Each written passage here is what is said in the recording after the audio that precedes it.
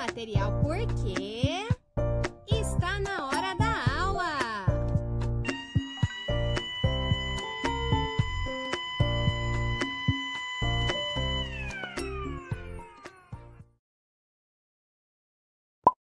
Aula de arte. Hoje vamos falar sobre a arte que inova.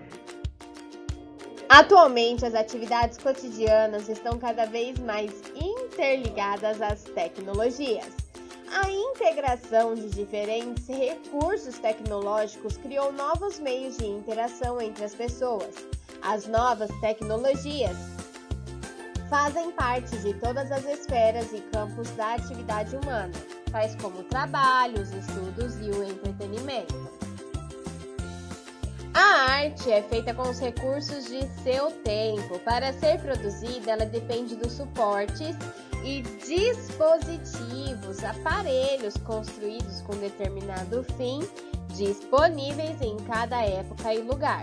Desse modo, a história da arte é marcada pelos meios que lhe são próprios, por exemplo, a cerâmica e escultura do mundo antigo, a tinta a óleo do Renascimento, as tintas em tubo no Impressionismo, a fotografia do século XIX, entre outros.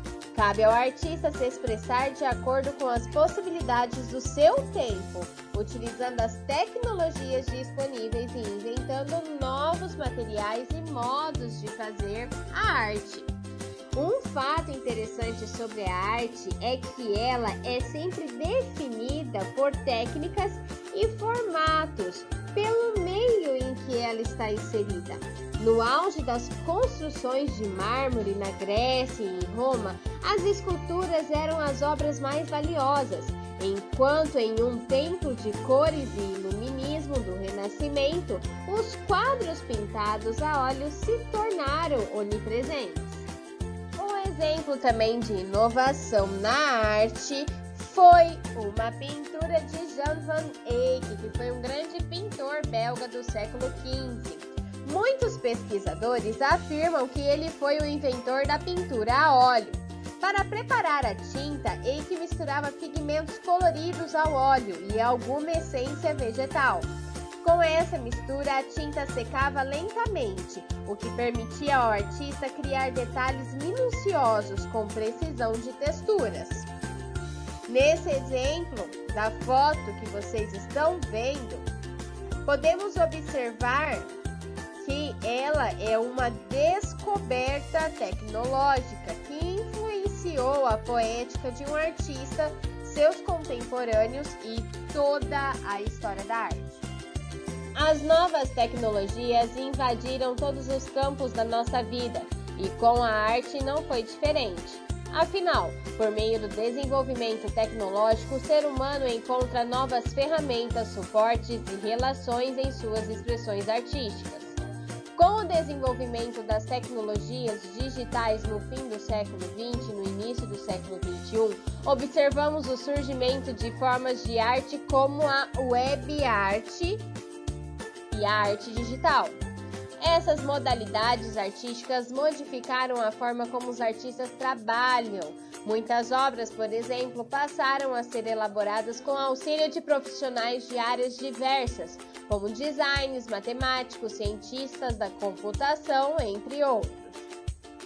A arte digital é a arte criada com ferramentas e suportes digitais, como computadores, celulares e seus programas e aplicativos. A arte digital é a principal forma de expressão para o mundo conectado em que vivemos. Esse estilo artístico surgiu junto com os primeiros computadores e a sua popularidade cresce no mesmo passo.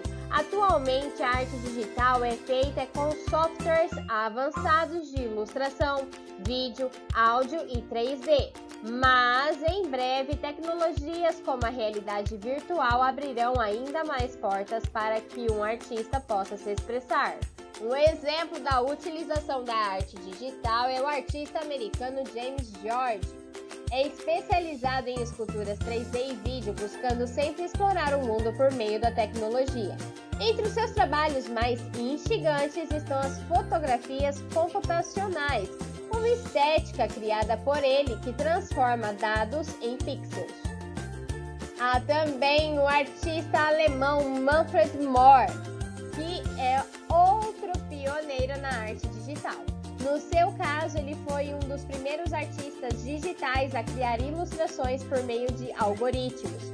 Atualmente, as suas obras saíram das telas de computador para ganhar as galerias em Nova York.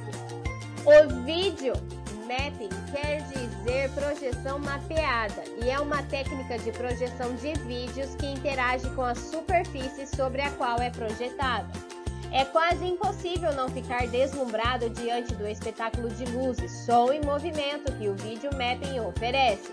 Para muitos, essa técnica, a meio caminho entre a tecnologia e a fantasia, representa uma nova e impactante forma de fazer arte. Enquanto isso, setores como o da publicidade já utilizaram essa técnica para promover os seus produtos.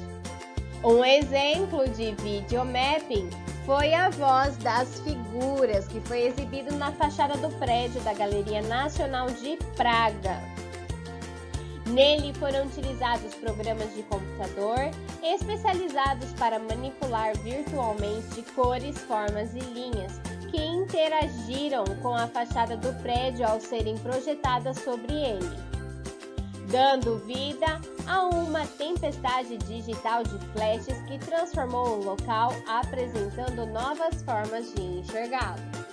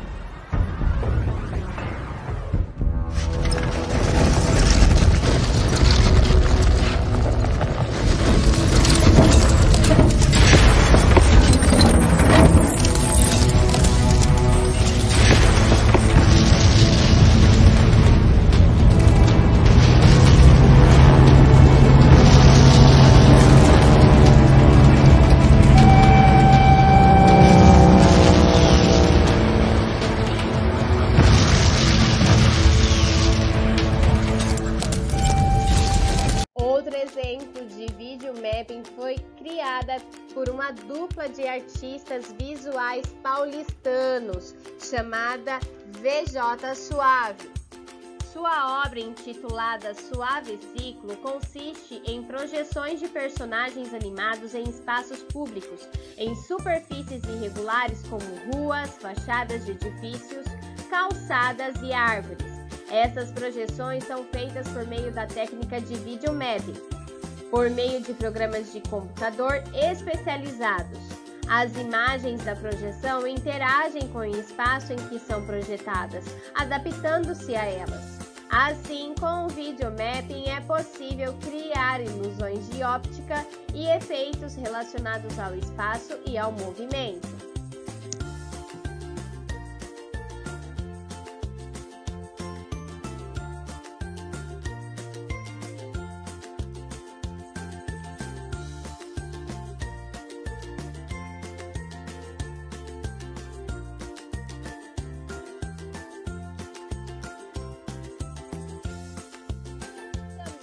Web art, conhecida também por internet art ou online art ou net art.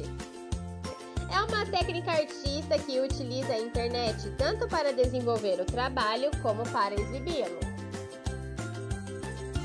É dentro do www que os web artistas criam seus trabalhos, que por sua vez só podem ser vistos dentro do programa do navegador da web. A arte agora é virtual. Talvez o que dificulte a compreensão da web arte é o fato de ela não ocupar um espaço físico, como um quadro ou uma escultura. A arte está na rede, ou seja, no cyberespaço, e nem é feita com pincéis, tintas ou modelagem. Sua matéria-prima é a HTML, a principal linguagem de programação da internet, que, diga-se, não foi criada para uso estético, mas acabou apropriada pelos web artistas. Com base nessa relação da arte e tecnologia, o artista Michel Melamed criou uma peça que utiliza múltiplas linguagens. Ela contém poesia falada, stand-up, comedy, performance e artes plásticas.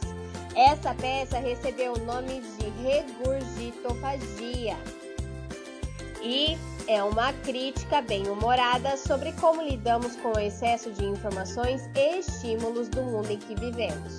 Na apresentação existem muitas referências, desde aquilo a que costumamos assistir na televisão até o que lemos em livros como poesias.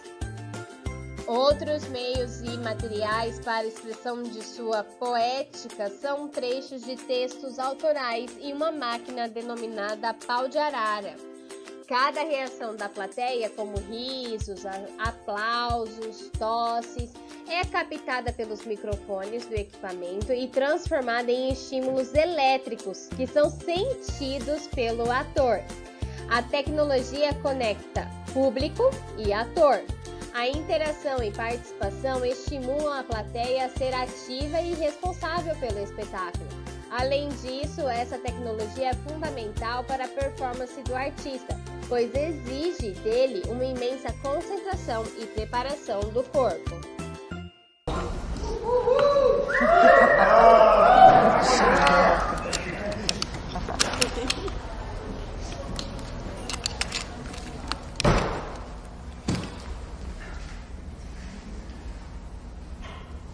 Antes de mais nada,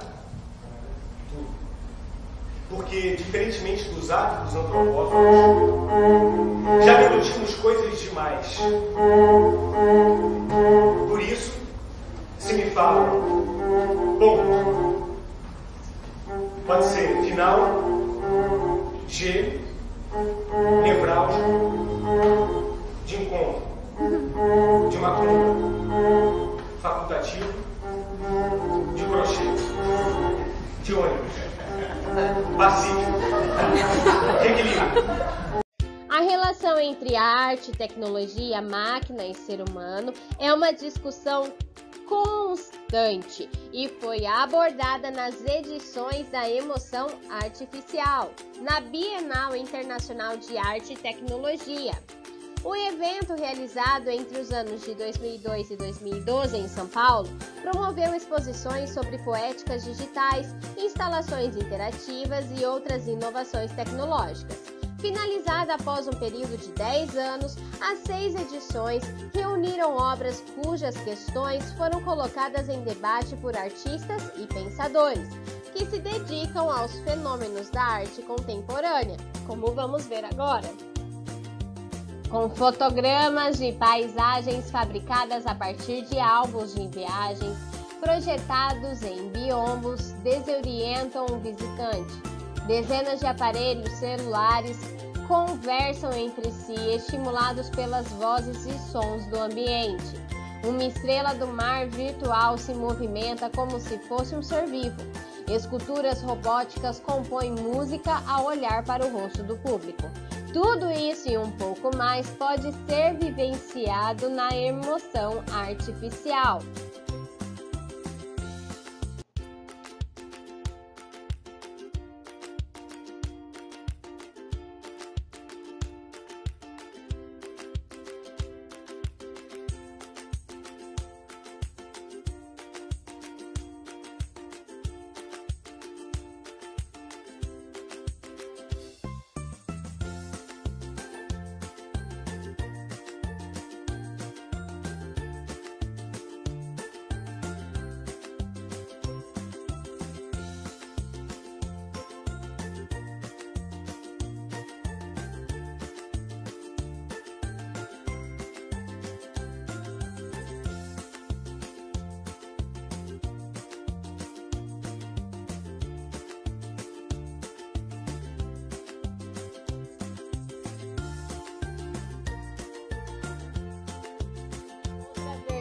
vertente artística que liga a arte e a tecnologia são os jogos eletrônicos, que utilizam muitas modalidades artísticas em sua elaboração, como desenho, escultura, atuação, arquitetura, animação e a música. Além disso, uma característica marcante dos jogos é que eles oferecem experiências imersivas, pois são baseados na interação entre jogador e game. Para chegar a esse resultado complexo, repleto de elementos artísticos, muitos profissionais são envolvidos na criação de um game, como o game design. Para representar um ambiente de jogo que se passa em uma época e lugar específicos, a sua criação deve ter elementos visuais coerentes. O game design é o profissional que cria e desenvolve essa etapa. Ele planeja e aplica cores, texturas, compõe cenários, arquitetura e utiliza diversas técnicas de desenho e ilustração. Há também um level design, que programa um roteiro que o jogador vai seguir. Ou seja, ele cria o contexto do jogo, seu enredo, imagina como serão os personagens e como o ambiente vai funcionar, para que o jogador de um game pode passar por uma série de missões, que são as fases, ou jogar um jogo que tem caráter exploratório, ou seja, é um mundo aberto. Além disso, tem que ter o sound designer. Em um game, os efeitos e trilhas sonoras se integram com o ambiente e intensificam as emoções de quem joga. Esse profissional cria e grava os efeitos sonoros de determinadas situações, como quando se pisa em folhas ou um barulho de um carro em movimento.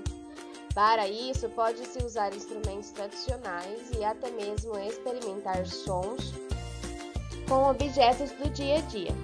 As músicas, algumas vezes, são especialmente desenvolvidas para o jogo por meio de parcerias com grupos musicais.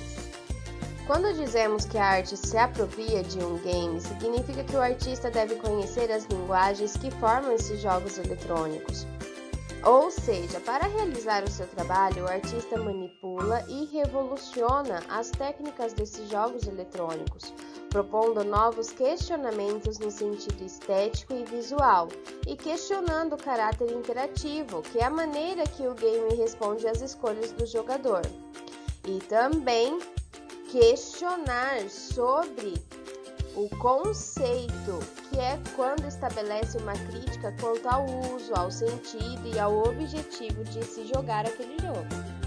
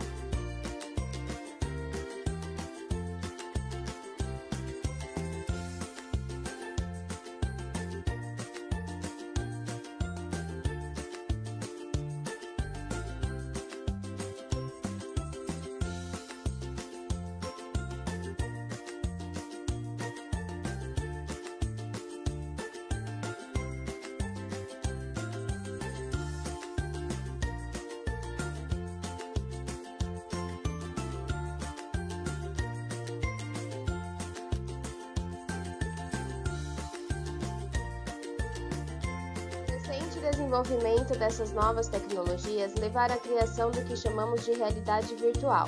Ela dá espaço a um ambiente imersivo, exigindo até mesmo o uso de óculos de realidade virtual. Com eles, adentramos uma simulação de um mundo paralelo que segue os movimentos da cabeça e do corpo do jogador. É possível mudar os ângulos da câmera, interromper a narrativa, vivenciar situações e explorar o visual apresentado. A realidade virtual está trilhando o futuro de obras de arte, animações e filmes. Além de tudo isso que a gente conheceu até agora, que envolve arte e tecnologia, também tem a animação. A animação é uma técnica visual que surgiu no século XIX. Nessa época, pequenos dispositivos ópticos apresentavam truques que criavam a ilusão de movimento, dando vida a desenhos inanimados. Em pouco tempo, começaram a surgir filmes de animação que contavam histórias. Eles eram feitos em um processo utilizado ainda hoje, o quadro a quadro. Nesse procedimento, a animação é originada de uma série de desenhos, produzidos um a um. Quando exibidos em sequência e em um intervalo de tempo muito curto, eles criam a ilusão de movimento contínuo. Com o surgimento de novas tecnologias, a animação passou a ser produzida com muitos outros recursos. Programas de computador possibilitaram que os animadores criassem obras visualmente mais realistas e complexas, inclusive com a sensação de 3 dimensões. Outras tecnologias, como o Motion Capture, introduziram o trabalho do ator na animação. No Motion Capture, uma câmera especial capta os movimentos dos atores e os transfere para o computador, onde ganham a forma final digitalmente. Por volta lá de 1832, um físico belga chamado Joseph Plateau teve uma ideia eficiente aí de dar movimentos aos desenhos, e assim ele inventou um equipamento chamado Phenakistoscope. Olha o nome do bicho. Mas aqui no Brasil esse equipamento veio com o nome de Phenakistoscópio, mano, que francamente ainda assim não ajudou nem um pouco nessa pronúncia. E esse equipamento era apenas um disco com muitos desenhos em volta, e assim que a pessoa girava o disco, criava aquela ilusão de movimento do desenho. Claro que não era nada demais, mas nós já podemos dizer aí que foi o primeiro passo na busca de criar uma animação. Daí, um ano depois, em 1833, o William Horner inventou o Zoetrope, ou Zootropo, como veio aqui para o Brasil.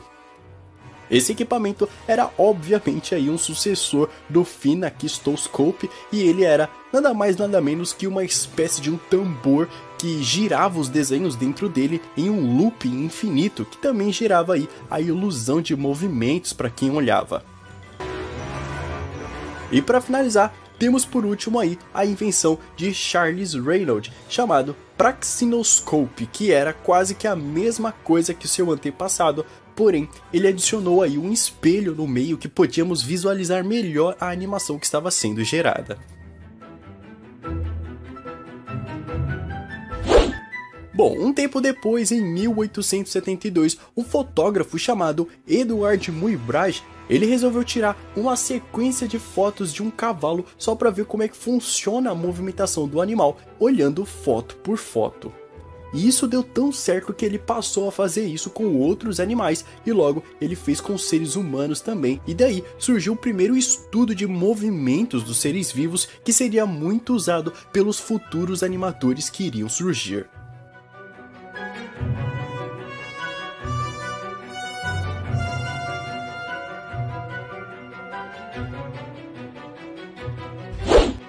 E a partir daí já começaram a lançar as primeiras animações de verdade, porém não temos registros de qual foi a primeira animação que de fato surgiu no mundo, mas seguindo essa ordem cronológica, em 1892 temos o que muitos acham que seja a primeira animação pintada à mão na história, que se chama Prove Pierrot, de Charles Reynolds, o mesmo cara que inventou lá o Praxinoscope.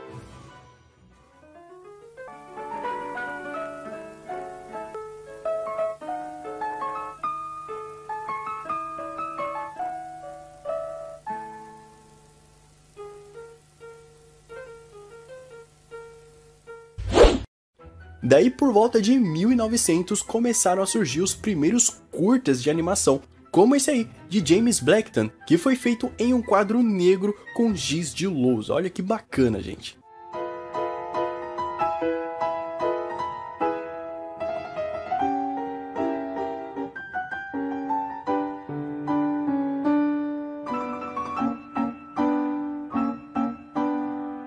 Agora, em 1919, temos um dos primeiros curtas animados que chegou aí para a TV também, que foi o do já tão esquecido O Gato Félix.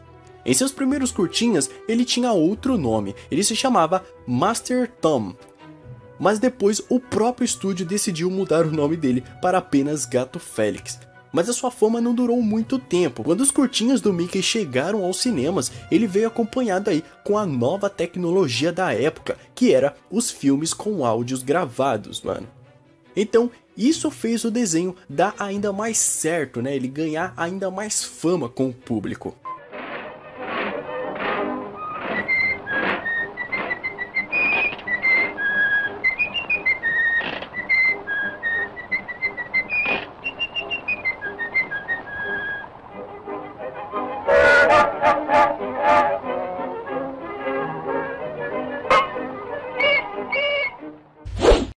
Agora, na década de 1930, os curtinhas animados começaram a ficar bem famosos como os curtas da Fleischer Studios, com a Walter Lantz, que produzia aí os curtas do Pica-Pau Biruta.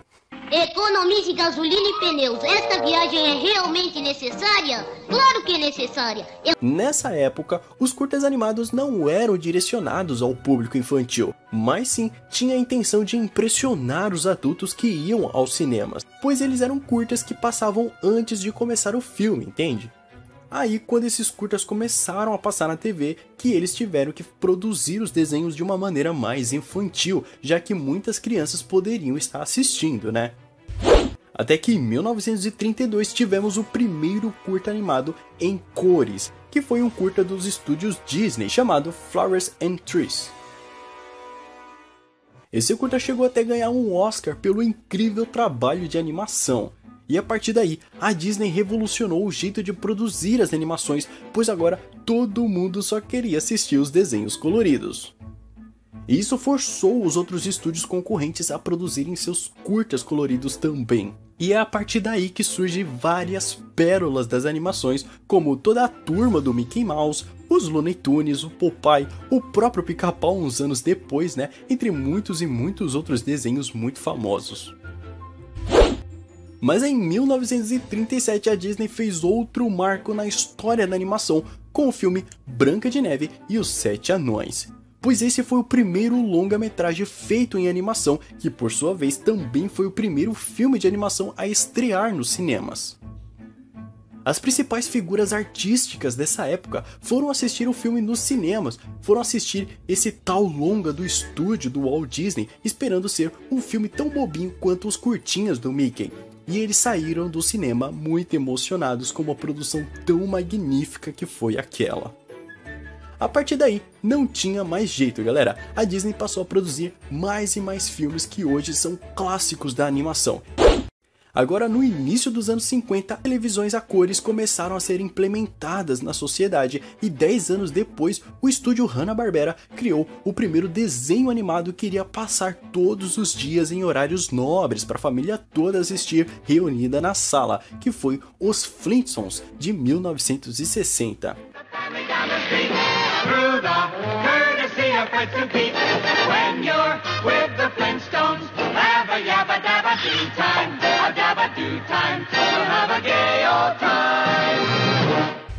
Não apenas eles, é claro, logo depois surgiram outros desenhos famosos dessa época. No Brasil, a história da animação começa com um desdobramento dos cartoons e das charges. O primeiro desenho animado do país intitulava-se Kaiser e foi criado pelo cartunista carioca Álvaro Martins. Atualmente, a animação brasileira vive um período de crescimento que reflete na grande quantidade de animações realizadas nos últimos anos. Os avanços tecnológicos e a especialização dos profissionais também têm melhorado a qualidade dessas produções mais recentes.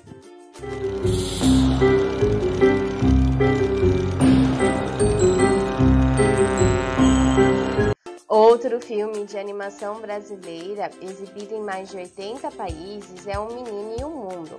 O personagem principal, um menino chamado Cuca, sai em busca de seu pai, que se mudou para a cidade grande à procura de trabalho.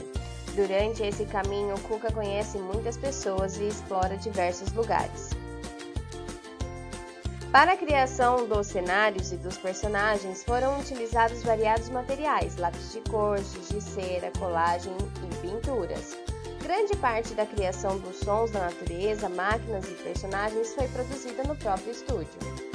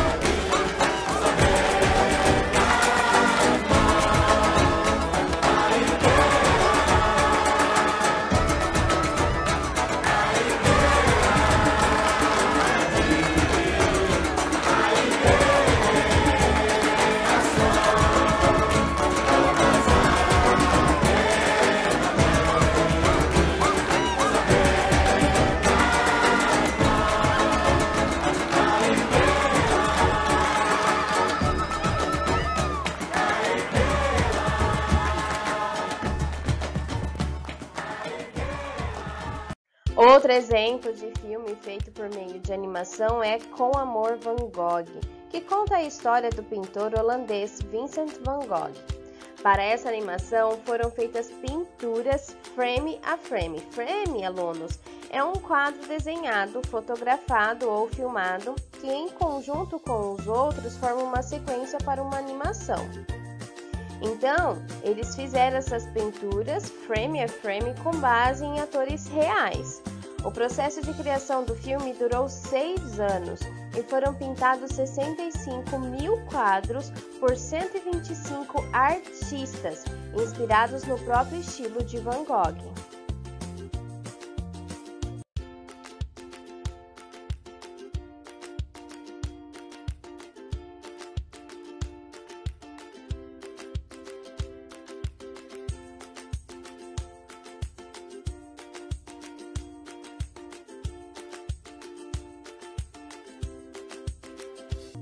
Atualmente é muito comum o uso dos aparelhos eletrônicos, mas existem outras formas de criação. Do flip, que em inglês significa folhear. O flipbook é uma forma muito simples de animação feita com um bloquinho de papel. Criamos a ilusão de animação quando os folheamos rapidamente.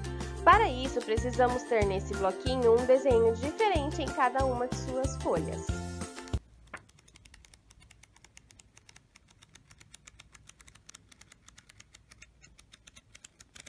Atualmente, o cinema de animação vem se consolidando nos últimos anos como gênero cinematográfico com potencial para encantar todos os públicos. Com técnicas, estilos e materiais diversos, os lançamentos são variados e chamam cada vez mais a atenção. Temos que avisá-lo! E rápido!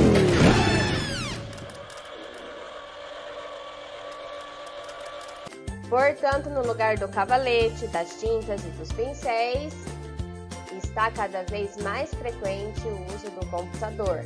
A tecnologia se incorpora cada vez mais à arte, embora as tradicionais técnicas artísticas continuem tendo espaço. Esse processo, contudo, não é novo, começou há décadas. Primeiro foi a fotografia, depois o cinema, o vídeo, o game. Esses recursos analógicos foram a tônica da primeira metade do século XX. Porém, quando os computadores adquiriram a capacidade de manipular imagens, os artistas começaram a explorar um novo recurso: a arte digital. A arte tecnológica ainda não foi assimilada totalmente pelo grande público. Surgem polêmicas sobre o valor desse tipo de manifestação artística e questionamentos sobre as pessoas que desenvolvem trabalhos nesse sentido. Até aspectos como a autoria são colocados em questão com o surgimento de experiências artísticas na internet que permitem a intervenção dos internautas. Apesar das controvérsias, um número cada vez maior de herdeiros dos movimentos de vanguarda, artistas de bagagem tradicional e da nova geração investem na exploração de recursos tecnológicos na arte. A arte e a tecnologia é a consolidação da nossa sociedade conectada e é um meio de expressão que vai marcar a humanidade no futuro. E não apenas pelo prazer de fazer parte da história. O artista digital tem um mercado inteiro à sua disposição para trabalhar como quiser, tendo autenticidade e sendo muito valorizado. Esse é o futuro da arte. Agora vamos para as atividades. Agora vocês irão fazer as atividades da página 108 do livro didático. Página 108. 1. De acordo com seus conhecimentos sobre os profissionais dos games, ligue os quadros abaixo à palavra que se referem. Game Design, Sound Designer e Level Design. Profissional responsável pela expressão sonora, profissional que elabora o roteiro que o jogador deverá seguir e profissional responsável pela elaboração da composição visual dos jogos. 2. Leia o texto abaixo. A gente pode até achar que não, mas o fato é que não dá mais para pensar a vida sem tecnologia. E já há algum tempo que todo mundo fica fascinado com a cor e o visual dos games eletrônicos, com a possibilidade de clicar um monte de fotos para, no fim, só ficar com 2 ou 3 poses, ou passar horas pesquisando imagens, histórias e personagens nas ferramentas de busca. As inovações disruptivas, isto é, revolucionárias, são aquelas que mudam a maneira como as tecnologias são aplicadas. O barco, por exemplo, existe desde a antiguidade, porém o barco a vapor mudou as viagens. Se a tecnologia está em nosso cotidiano, por que não estar na arte também? De acordo com o trecho lido, assinale a afirmação falsa. Depois reescreva-a corretamente nas linhas abaixo. O barco existe desde a antiguidade, mas a invenção do barco a vapor mudou as viagens. A tecnologia está no nosso cotidiano, logo, ela pode estar na arte. As inovações revolucionárias são aquelas que não alteram a maneira como aplicamos uma tecnologia. Então, vocês vão assinalar a alternativa falsa e corrigir ela nas linhas abaixo. Depois, vocês pegarão as 4 folhas sulfites enviadas pela escola e irão dividi-la em 6 partes iguais cada uma, recortando as folhas sulfites. O próximo passo é construir um bloquinho de papel grampeando as folhas que você cortou. Agora vocês vão desenvolver um flipbook com o bloquinho que vocês montaram. Para isso, vocês vão definir o tema da sua animação, definir como será a história a ser contada, como que você vai fazer os personagens, o desenvolvimento da sua história para que, ao passar as páginas do flipbook, toda a sua história ganhe movimento, ganhe vida. Desenhar depois parte a parte nas folhas do seu flipbook e, por fim, fazer uma gravação da história que você desenhou no seu flipbook, folheando as páginas com os dedos para criar a animação. Não se esqueça de mandar o vídeo ou no meu particular ou no grupo. Agora é com vocês. Se tiver alguma dúvida, me chame no particular. E até a próxima aula. Atenção, não se esqueça de mandar a foto.